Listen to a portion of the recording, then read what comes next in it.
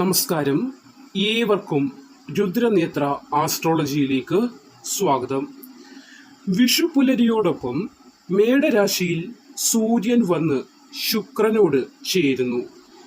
ആ സമയം ഉണ്ടാകുന്നതായ ശുക്രാദിത്യ രാജയോഗത്തിന്റെ മഹത്വം നിങ്ങൾക്ക് മുന്നിൽ വെളിപ്പെടുത്തുകയാണ് രുദ്രനേത്രയിലൂടെ ഇന്നത്തെ അധ്യായമായിട്ട്. ഇത് ഒരു കുറച്ച് നിമിഷങ്ങൾ നിങ്ങളുടെ ഭാഗ്യത്തെ തന്നെ മാറ്റിമറിക്കുന്ന കാര്യങ്ങൾ പറയാൻ പോകുന്നു. 10 ജന്മത്തിന്റെ പുണ്യം കിട്ടുന്ന അറിവായിട്ട് തന്നെ ഇതിനെ നിങ്ങൾ കണക്കാക്കുക. അതുകൊണ്ട് കുടുംബസമേതം തന്നെ ഇരുന്നു കേൾക്കുന്നത് വളരെ ഉത്തമമാണ്. നിങ്ങളുടെ ഗ്രഹനിലയിലെ സകലവിധ ദോഷങ്ങളെയും മാറ്റി ഐശ്വര്യം കൊണ്ടുവരുന്നതിനും ഐശ്വര്യ വർധനവിനും ഇത് സഹായിക്കുന്നതാണ്. ജ്യോതിഷത്തിൽ സൂര്യൻ ആത്മാവിൻ്റെ കാരകനാണ്, രാജാവാണ്, പിതാവാണ്. ശുക്രനോ ധനത്തിൻ്റെ, സൗന്ദര്യത്തിൻ്റെ, ദാമ്പത്യ ജീവിതത്തിൻ്റെ, വാഹന ലബ്ധിയുടെ, സ്വർണത്തിൻ്റെ കാരകൻ. ഏപ്രിൽ 14, അതായത് നാളെ ചൊവ്വാഴ്ച ദിവസം രാവിലെ 9 മണി കഴിഞ്ഞ് 38 സൂര്യൻ മേടം രാശിയിൽ പ്രവേശിക്കും. ശുക്രൻ നേരത്തെ തന്നെ മേടത്തിൽ ഉണ്ട് എന്നത് ഓർക്കുക. ഇവിടെ 2 രാജാക്കന്മാർ ഒരേ സിംഹാസനത്തിൽ ഇരിക്കുന്നതായ അവസ്ഥ നാളെ സംജാതമാകും. ഇത് ഏപ്രിൽ 26 വരെ ശുക്രാദിത്യ യോഗം എന്ന നിലയ്ക്ക് തന്നെ നിലനിൽക്കും. മേടം സൂര്യന്റെ ഉച്ചരാശിയാണ്. ശുക്രന് മേടം ശത്രുരാശിയാണെങ്കിലും സൂര്യന്റെ ബലത്തിൽ ശുക്രൻ കൂടുതൽ തിളക്കത്തിലേക്ക് പോകും. ഫലം എന്തെന്ന് ചോദിച്ചാൽ പൊന്നും പണവും വന്ന് മൂടപ്പെടുന്ന അവസ്ഥയ്ക്ക് തുടക്കമാകും. ഇതും എല്ലാ രാശിക്കാർക്കും ഒരുപോലെ ഫലം നൽകുന്നതുമില്ല. 3 രാശിയിൽ വരുന്ന നക്ഷത്രക്കാർക്ക് ഇവിടെ അനിതര സാധാരണമായ ഒരു രാജയോഗത്തെയാണ് പ്രദാനം ചെയ്യാൻ പോകുന്നത്. 9 നക്ഷത്രക്കാർക്ക് മാത്രം. ഈ യോഗം വെറുതെ ഇരുന്നാൽ നിങ്ങളിലേക്ക് എത്തുമെന്ന് വിചാരിക്കേണ്ട. ചില മന്ത്രങ്ങൾ കൂടി നിങ്ങൾ ജപിക്കേണ്ടതുണ്ട്. നക്ഷത്രങ്ങൾ വെച്ച് ഇതിനെ ഒന്ന് പറഞ്ഞു തരാം. രുദ്രനേത്രം വഴി നിങ്ങളിലേക്ക് എത്തുന്നതായ ഓരോ അധ്യായങ്ങളും വളരെയേറെ ഗണിതപരമായി ഗണിച്ചു തന്നെയായിരിക്കും പറയുന്നത്, വെറുതെ പറയുന്നതല്ല. ഇതിനെ മാനിച്ചു മുന്നോട്ട് പോയാൽ ജീവിത സൗഭാഗ്യങ്ങൾ നിങ്ങൾക്ക് വരും. ആദ്യത്തെ രാശി അശ്വതി, ഭരണി, കാർത്തിക, മേടം രാശി. നിങ്ങൾക്ക് എന്ത് സംഭവിക്കും എന്നതറിയണ്ടേ? ലഗ്നത്തിൽ തന്നെയാണ് മേടം രാശിക്കാർക്ക് ഈ മാറ്റം വരുന്നത്. തലയിൽ തങ്ക കിരീടം വന്നു ചേർന്നാൽ എന്തായിരിക്കും നിങ്ങൾക്ക് തോന്നുന്നത്? അതേ അവസ്ഥ തന്നെ. വരുമാനമുണ്ടാകും, പ്രണയ സഫലത വന്നു ചേരും, മത്സര പരീക്ഷാദി വിജയമൊക്കെ ഉറപ്പാകും, സർക്കാർ ജോലിക്ക് സാധ്യതയുണ്ടാകും, വിദേശ യോഗം തെളിയും. ഇവിടെ നക്ഷത്രങ്ങളെ തിരിച്ചുകൊണ്ടുള്ള പരിഹാരങ്ങൾ കൂടി പറഞ്ഞു തരാം.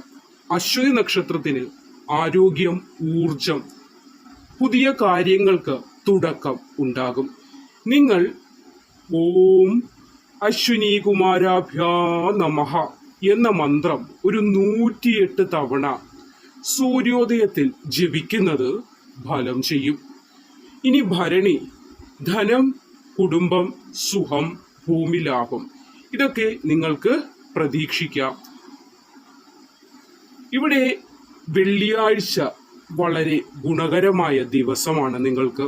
ഇനി കാർത്തിക, സർക്കാർ ആനുകൂല്യം, പിതാവിൽ നിന്ന് ഗുണങ്ങൾ, ഇവ വന്നു ചേരും. നിങ്ങൾക്ക് എപ്പോഴും ഒരു മന്ദതയുണ്ട്, അതിന് മാറ്റം വരാൻ വീടിൻ്റെ ഹാളിൽ ഒരു പാത്രം, ചെമ്പുപാത്രമായാൽ ഉത്തമം, അതിൽ വെള്ളം നിറച്ച് അതിൽ പുഷ്പങ്ങളിട്ട് ദിവസവും വയ്ക്കുന്നത്, പുഷ്പങ്ങളെ ദിവസവും മാറ്റാൻ ശ്രമിക്കേണ്ടതുമാണ്. ഇത് വളരെയധികം ഗുണം ചെയ്യും. ഇനി എൻ്റെ അഭിപ്രായത്തിൽ മേടം രാശിക്കാർ ചെയ്യേണ്ട ഒരു കാര്യം കൂടി പറഞ്ഞു തരാം. നിങ്ങൾ കണി കാണുമ്പോൾ അതിനോടൊപ്പം എല്ലാവിധ കാര്യങ്ങളും ഒരുക്കിയാണ് കണി വയ്ക്കുന്നത്. അതിന് ഒരു വെള്ള പുഷ്പം കൂടി ശുക്രനെ പ്രതിനിധീകരിച്ചുകൊണ്ട് വെക്കേണ്ടത് ഉത്തമമാണ്. അത് ഫലം ഇരട്ടിയായി നിങ്ങളിലേക്ക്, ധന നേട്ടമായി നിങ്ങളിലേക്ക് വന്നു ചേരുന്നതിന് സഹായിക്കുന്നതാണ്. മിഥുനം രാശി, മകയിരം, തിരുവാതിര, പുണർദം. എന്ത് സംഭവിക്കും എന്നത് നോക്കേണ്ടതുണ്ട്. 11ാം ഭാവം ലാഭസ്ഥാനം, ആഗ്രഹ സഫലീകൃതം, മൂത്ത സഹോദരങ്ങൾ നിമിത്തമുള്ള ഗുണം, ജോലിയിൽ പ്രമോഷൻ, ശമ്പളത്തിൽ വർധനവ്, വിദേശത്ത് നിന്ന് പണം വന്നു ചേരും. അതായത് വിദേശ തടസ്സം മാറി സമ്പത്ത് ഒഴുകുമെന്ന് അർത്ഥം. ഇനി നക്ഷത്രത്തെ വേർതിരിച്ചു കൊണ്ടൊന്ന് വിശദമാക്കിയാൽ, മകയിരം നക്ഷത്രക്കാർക്ക് ബിസിനസ് ലാഭം, പുതിയ കരാറുകളൊക്കെ ഒപ്പിടാൻ ഭാഗ്യമുണ്ടാകും. തിരുവാതിരയ്ക്ക് അപ്രതീക്ഷിത ധനലാഭം, കടങ്ങൾ കൊടുത്തു തീർക്കാൻ സാധിക്കുക. പുണർദത്തിന് മാതൃഗുണം പ്രതീക്ഷിക്കാം. വാഹന യോഗവും കാണുന്നുണ്ട്. നിങ്ങൾ വിഷു ദിവസം പച്ച നിറത്തിലുള്ള വസ്ത്രം ധരിച്ചിട്ട് ക്ഷേത്ര ദർശനത്തിന് പോകാൻ ശ്രമിക്കുക. ബുധന്റെ അനുഗ്രഹം കൂടി നിങ്ങൾക്ക് കിട്ടുന്നത് ശുക്രാദിത്യ രാജ യോഗ ഗുണങ്ങൾ ഇരട്ടിയായി വന്നു ചേരാൻ സഹായിക്കും. അടുത്ത 3ാമത്തെ രാശി ചിങ്ങമാണ്. മകം, പൂരം, ഉത്രം.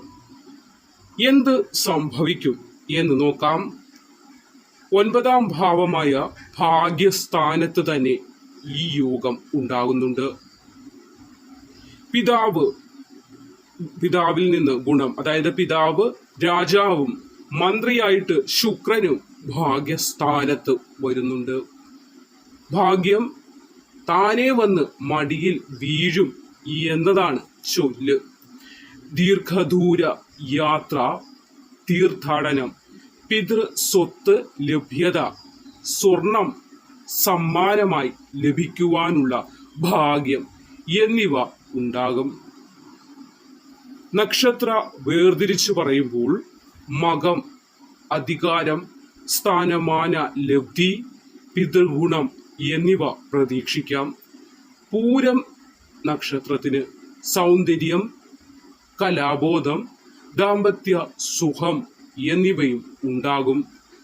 ഉത്രം നക്ഷത്രത്തിന് സർക്കാർ ബഹുമതി, കീർത്തി എന്നിവയുടെ ലഭ്യത ഉണ്ടാകും. നിങ്ങൾ വിഷു കൈനീട്ടം കൊടുക്കുമ്പോൾ, മറ്റുള്ളവർക്ക് നാണയം കൊടുക്കുമ്പോൾ സ്വർണ്ണ നിറത്തിലുള്ള 1 രൂപ നാണയം കൂടി ചേർത്ത് കൊടുക്കുക. എന്തെന്നാൽ നിങ്ങൾ അങ്ങനെ കൊടുക്കുമ്പോൾ കൊടുത്തത് 1 രൂപയാണെങ്കിൽ 10 രൂപയായി നിങ്ങളുടെ കയ്യിലേക്ക് തിരിച്ചു വരുന്നതാണ്. അറിയാമല്ലോ, നാണയങ്ങൾ സ്വർണ്ണ നിറത്തിലും ഉള്ളത് ഉണ്ടല്ലോ. ആ ഒരു നാണയം നോക്കിയെടുത്ത് നിങ്ങൾ ആർക്കൊക്കെ നാളത്തെ ദിവസം അല്ലെങ്കിൽ വിഷുവിന് കൈനീട്ടം കൊടുക്കുന്നു, അങ്ങനെ കൊടുക്കാൻ ശ്രമിക്കുന്നത് 100ആയി ഇരട്ടിയായി നിങ്ങളിലേക്ക് തന്നെ തിരിച്ചു വരും, നഷ്ടപ്പെടില്ല എന്ന് അർത്ഥമാക്കുക. ഇവിടെ ഇടവം, കർക്കിടകം, കന്നി, തുലാം, വൃശ്ചികം, ധനു, മകരം, കുംഭം, മീനം ഈ രാശിക്കാർ വിഷമിക്കേണ്ട കാര്യം കാണുന്നില്ല. രാജയോഗം നിങ്ങൾക്ക് നേരിട്ട് ഇല്ലെങ്കിലും സൂര്യ ശുക്രന്മാരെ നിങ്ങൾ പ്രീതിപ്പെടുത്തിയാൽ ദോഷം മാറി ഗുണം ഭവിക്കുന്നതാണ്. എല്ലാവർക്കും വേണ്ടിയുള്ള ആ മഹാമന്ത്രം കൂടി ഒന്ന് പറഞ്ഞു തന്നേക്കാം. ഓം ഹ്രാം ഹ്രീം ഹ്രൗം സ സൂര്യായ നമഃ 12 തവണ ജപിക്കണം. ഓം ദ്രാം ധ്രീം ധ്രൗം സ ശുക്രായ നമഃ 16 തവണ ജപിക്കുക. നാളെ ഏപ്രിൽ 14 26-ാം തീയതി വരെയുള്ള സമയം 6 മണിക്കും 8 മണിക്കും ഇടയിൽ വേണം ഇത് ജപിക്കുവാൻ. 8 മണി കഴിഞ്ഞ് പിന്നെ ജപിക്കാൻ നിൽക്കരുത്. 6 മണിക്ക് മുൻപ് ജപിക്കേണ്ട കാര്യം കാണുന്നില്ല. അപ്പോൾ വിഷു ദിവസം ചെയ്യേണ്ട 3 കാര്യങ്ങൾ കൂടി പറഞ്ഞു തരാം. അരളിപ്പൂവ്, അതായത് വെള്ള അരളിപ്പൂവ് കിട്ടുമെങ്കിൽ നിങ്ങൾ കണിയോടൊപ്പം വയ്ക്കുന്നത് ഉത്തമമാണ്. അതിൽ വിഷാംശം ഉണ്ടെന്നൊക്കെ ഉണ്ട്. അപ്പോൾ അത് വേണമെങ്കിൽ ഉപയോഗിക്കാം, അല്ലാത്ത പക്ഷം വേണ്ട എന്ന് വെക്കുന്നതും കുഴപ്പമില്ല. അല്ലെങ്കിൽ വെള്ള പുഷ്പം, ചെമ്പ് നാണയം, സ്വർണം, ഇവ 3ഉം നിങ്ങൾ കണിയിൽ തീർച്ചയായും വെക്കേണ്ടതാണ്. വെള്ള വസ്ത്രം, അരി, പഞ്ചസാര ഇവയിൽ ഏതെങ്കിലും ഒന്ന് ഒരു സ്ത്രീക്ക് നാളെ ദാനം ചെയ്യുന്നത്, അല്ലെങ്കിൽ വിഷു ദിവസം ദാനം ചെയ്യുന്നത് ശുക്രപ്രീതി വർദ്ധിക്കുന്നതിന് സഹായിക്കും. സന്ധ്യയ്ക്ക് നിലവിളക്ക് തെളിയിക്കുമ്പോൾ നെയ്യൊഴിച്ച് 2 തിരിയിട്ട് കത്തിക്കാൻ ശ്രമിക്കുക.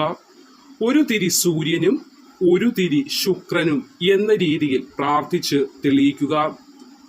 ഈ ശുക്രാദിത്യ യോഗം 12 വർഷത്തിൽ ഒരിക്കൽ മാത്രം വിഷു ദിവസം വരുന്ന അപൂർവ യോഗമാണ്. മേടം, മിഥുനം, ചിങ്ങം രാശിക്കാർ ഈ 13 ദിവസം പരമാവധി പ്രയോജനപ്പെടുത്തുക. പുതിയ സംരംഭം തുടങ്ങുക. സ്വർണം വാങ്ങാൻ പറ്റുമെങ്കിൽ അത് ശ്രമിക്കുക. വിവാഹ ആലോചനകൾ നടത്താനായിട്ടും ഉത്തമ സമയമാണ്. ഓർക്കുക, ഗ്രഹങ്ങൾ വഴികാട്ടും. ആ വഴിയെ ചലിക്കേണ്ടത് നമ്മൾ മനുഷ്യരാണ്. കർമ്മം ചെയ്യുക. കർമ്മം ചെയ്യാതെ ഫലം ലഭിക്കില്ല. ഈ മന്ത്രങ്ങളും പരിഹാരങ്ങളും കൂടെ നിങ്ങളുടെ ആത്മാർത്ഥമായ പ്രയത്നവും ചേരുമ്പോൾ പൊന്നും പണവും സൗഭാഗ്യങ്ങളും നിങ്ങൾക്ക് വന്നു നിറയും. മനസ്സമാധാനവും വന്നു ചേരും. ലോകാ സമസ്ത സുഖിനോ ഭവന്തു.